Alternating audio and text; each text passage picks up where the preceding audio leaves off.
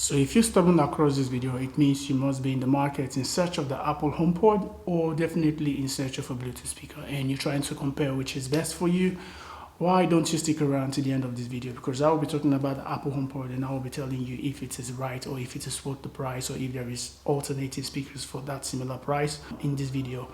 So what is the Apple HomePod? I'm just going to talk quickly about the Apple HomePod. It is one of the latest that has added up in the Apple ecosystem. It is a speaker for Apple users. You definitely need to be an Apple user to have the Apple HomePod, because otherwise you will not enjoy the feature at all. That being said, let's talk about the price.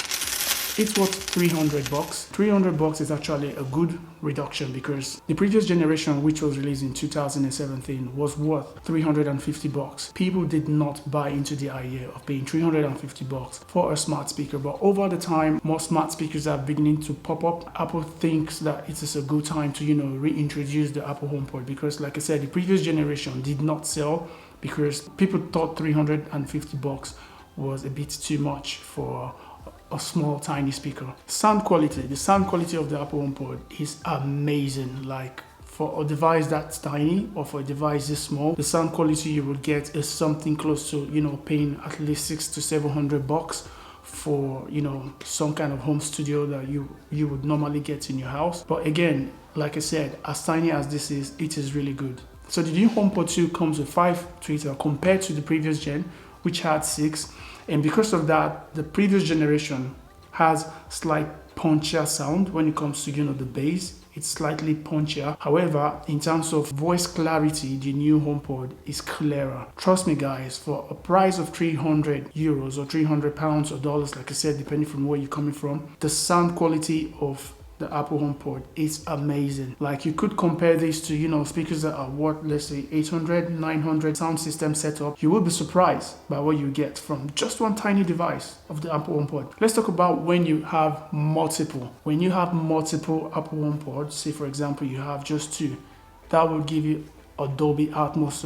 You see, I do that with the Asterisk speakers to get Dolby Atmos, full Dolby Atmos. You're talking about 5.2.2 or 7.1.1 channels, which means you will have multiple speakers in your room, or some soundbars do come with multiple channels as well, which can still give you that Dolby Atmos like. But again, with just $600 for just 2 HomePods, you could get something at least 90% close to that sound. In terms of connectivity, unfortunately, this connects only via Wi-Fi. So you can't connect this via Bluetooth. And your primary music player has to be, unfortunately, Apple Music, not Spotify. That does not mean you cannot stream Spotify to the HomePod, but just know that it's not going to be your primary music player. Still on connectivity, this device connects 100% or all the time to the power, so you cannot disconnect it from the power and take it to your garden. For example, I like to, sometimes just be outside my house or be in the back in the garden and just listen to music, or sometimes in picnic, I want to take my portable speaker outside. Unfortunately, you cannot do that with the Apple HomePod. So if you haven't a thought about taking the HomePod out for picnic, or a walk, or just something around with your friends and family, unfortunately, this is something that you cannot do with the HomePod. You might need to get an alternative speaker. So talking about alternative speaker, like, the best thing you could compare to the Apple HomePod is going to be the Sonos SL, which has multiple voice assistant. But again, in terms of sound quality, when you compare the Sonos and the Apple HomePod, the HomePods do sound better than the LCL. But that being said, still the LCL has the same problem like the HomePod, meaning you can't, take the SL to your garden or take it out. It needs to always be connected to the power source, and also it also needs to be connected 100% via Wi-Fi, not Bluetooth. But you can make Spotify or Apple Music your primary source of streaming if that's a thing for you. So in terms of user, like I said, if you're buying the HomePod, do make sure you're an Apple user. Do make sure you own an iPhone, a MacBook, or something related to Apple, because that's the only way you would enjoy this device. If you're someone who is an Android user, I'm sorry to say that you won't enjoy using the HomePod. Don't even think about buying it.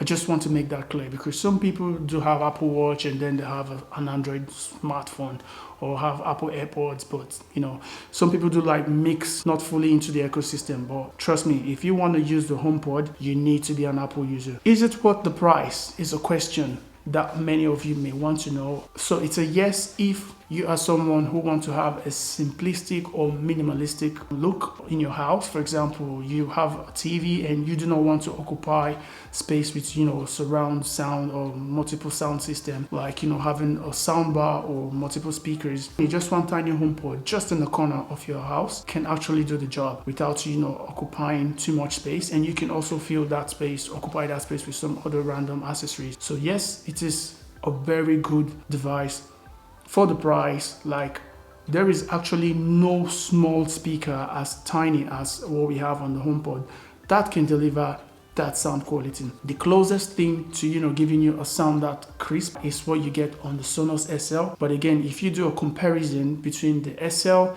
and the HomePod still sounds way better than the SL because the sound quality is very clear. And for me, clarity is a priority if I am getting a speaker to listen to music, or if I'm getting a speaker to watch movies, because I want to hear everything very clearly. So for something that small, looks portable, but unfortunately you can't take it anywhere. It needs to be seated on your shelf or somewhere just close to your TV or somewhere close to where you can get access to it. Is something good. And I'm talking about connectivity again. You can do multiple tasks with the HomePod. You can ask it to set you a reminder. You could ask it to give an announcement in the house, tell everyone that the food is ready, or tell everyone it's time to do whatever your family does. So is it worth the price? Yes, it is. For me, it is worth the price because I want minimalistic look in my apartment. So I'd rather have just one tiny speaker without multiple cables running here and there compared to having a big speaker.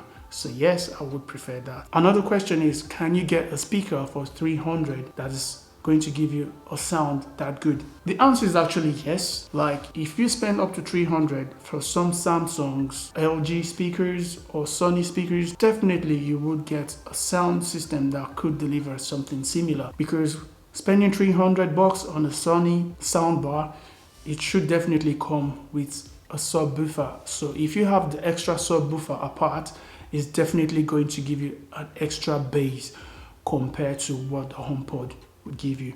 But that being said, do not underestimate the Apple HomePod. So this is all I have to say about the Apple HomePod. Is it worth buying? For me, I say give it a try. And if you think it is too expensive for $300, I would suggest, why don't you try looking at the previous generation HomePod? Like I said earlier on, the bass is slightly better than the newer one, but the difference is, again, you need to be doing a sound quality check or comparison before you can tell that the new one is better than the old one. Some people can't even tell, just like the way if you give some people or take a picture with iPhone 13 and take another picture with the iPhone 14 and then give to someone. Some people can't really tell you the difference. So basically that is how it is when you compare the original HomePod to the new HomePod. The only good thing I could say about the HomePod 2 is that Siri is a little bit faster because it's got the newer chip. Obviously all the phones, all the smartphones or all the devices, when you compare them to newer gadgets, there should be definitely some advantages in terms of the quick response time compared to other devices.